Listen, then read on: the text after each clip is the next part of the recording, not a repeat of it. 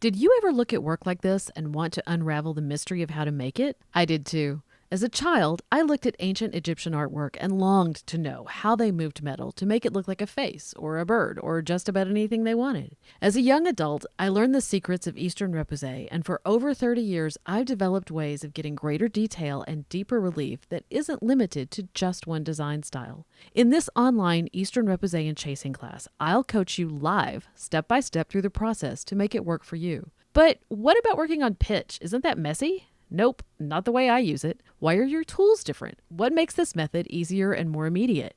I'll demystify the common myths about chasing and repousse with demos in super high 4K resolution. You'll have access to all the class recordings and demos for 30 days. And I'm available to answer your questions live in class or between class via email. Join me and make 2 to 3 pieces that will level up your hammering and give you the skills to sculpt metal into any shape your heart desires.